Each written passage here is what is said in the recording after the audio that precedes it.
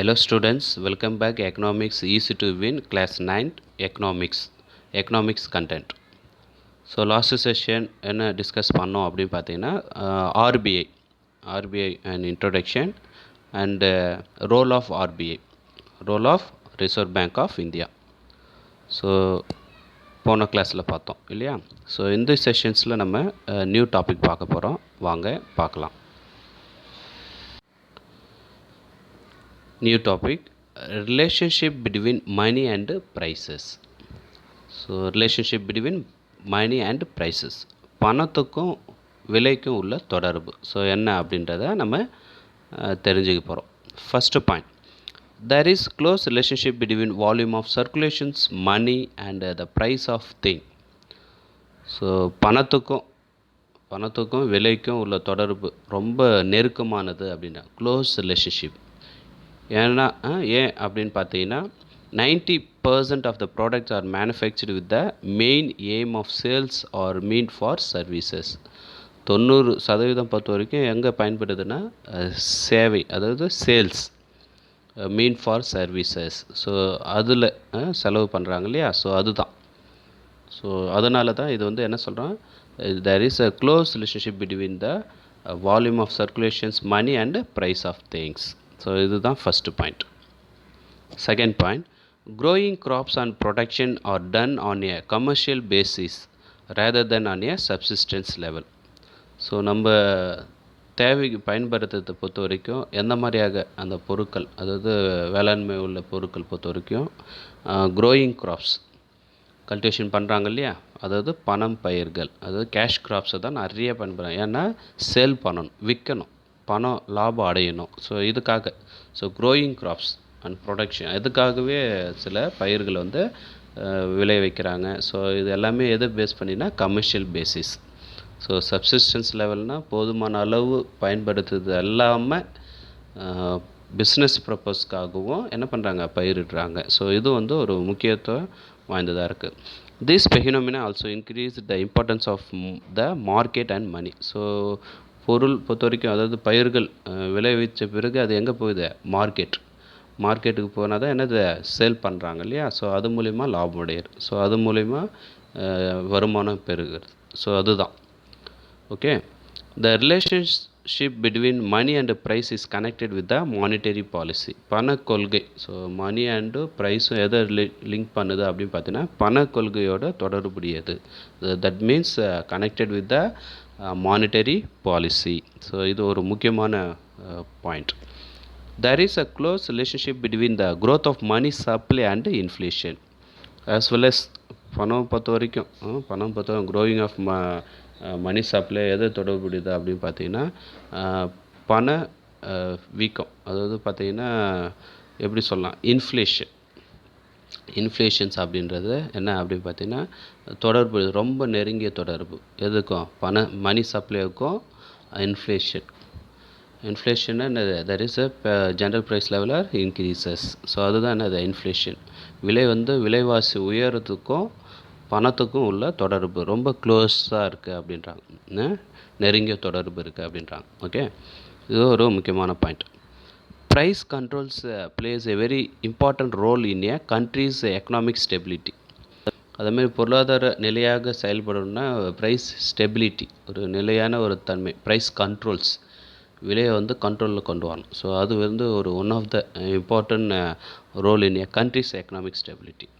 This role is played by the central bank of our country, RBI in India.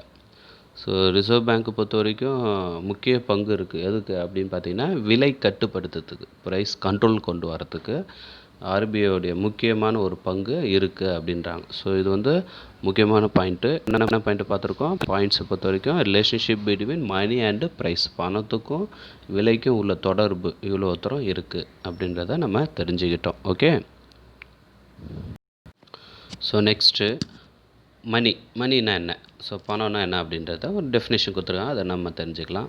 Money can be defined as anything that people use to buy goods and services. பணம் பொறுத்த வரைக்கும் எது வேண்டுமானாலும், so மக்களுடைய பயன்படுத்துறதுக்காக மக்களுக்கு தேவையான பொருட்களை வாங்கி கொள்வது. ஸோ அதை வந்து பணம் வந்து ஒரு முக்கிய ரோலாக இருக்குது இல்லையா, முக்கிய பங்காக இருக்குது அப்படின்றாங்க.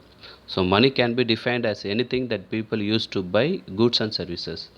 பணம் எந்த ஒரு பொருள் மக்களுக்கு தேவையான பொருட்களை பணத்தின் மூலியமாக வாங்கி கொள்வது என்னது பணம் அப்படின்றாங்க.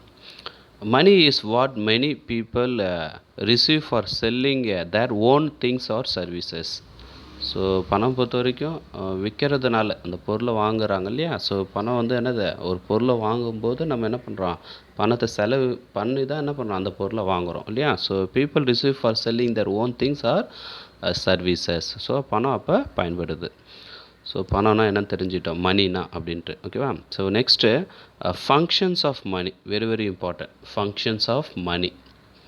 ஸோ ஃபங்க்ஷன்ஸ் ஆஃப் மணியில் 2 விதமாக பிரிக்கிறாங்க. என்ன அப்படின்னு பார்க்கலாம். ஒன்று வந்து primary function, second one secondary functions. So primary functions முதன்மையான, செகண்டரினா அடுத்து secondary functions. So primary functions can be divided into 2: medium of exchange, measure of value.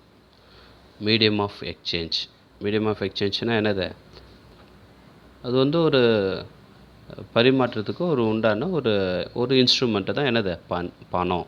Okay, money, that is a medium of exchange. Measure of value. So பணத்தை வந்து பொறுத்த வரைக்கும் என்ன பண்ணலாம், ஒரு கணக்கிட முடியும், ஒரு மதிப்பு இருக்குது. மெஷர்ஸ் ஆஃப் வேல்யூ இது வந்து எதில் கேட்டகரியில் வருதுன்னா ப்ரைமரி ஃபங்க்ஷன்ஸ். இப்போ செகண்டரி ஃபங்க்ஷன்ஸில் பார்க்கலாம். ரைட் ஹேண்ட் சைடில் 2 விதமாக பிரிக்கிறாங்க செகண்டரி ஃபங்க்ஷன்ஸில். Standard of deferred payment, standard of deferred future payments கூட சொல்லலாம். அதாவது பணம் பொறுத்த வரைக்கும் ஃபியூச்சர்ஸில் தேவைப்படும் இல்லையா. ஸோ ஒரு நிலையானது அப்படின்றாங்க. எப்போனாலும் அது பணத்தை வந்து சேமிக்கிறோன்னா அது ஃபியூச்சர்ஸில் எதாவது பயன்படுத்துவோம் இல்லையா. Standard of deferred payments. Next பார்த்திங்கன்னா ஸ்டோர் ஆஃப் வேல்யூ. பணத்தை வந்து என்ன பண்ணலாம், சேமிக்கலாம். ஸோ பணத்தை வந்து என்ன பண்ணலாம், சேமித்து வச்சதுன்னா பிற்காலத்தில் அதாவது ஃப்யூச்சர்ஸில் நம்ம பயன்படுத்திக்கலாம். ஸோ அந்த கான்செப்ட் தான். ஸோ ஃபங்க்ஷன்ஸ் ஆஃப் மணியில் ஒரு முக்கியமான ஃபங்க்ஷன்ஸ் பார்த்திங்கன்னா primary function, secondary functions. Primary ஃபங்க்ஷன்ஸில் 2 இருக்குது: medium of exchange, measure of value.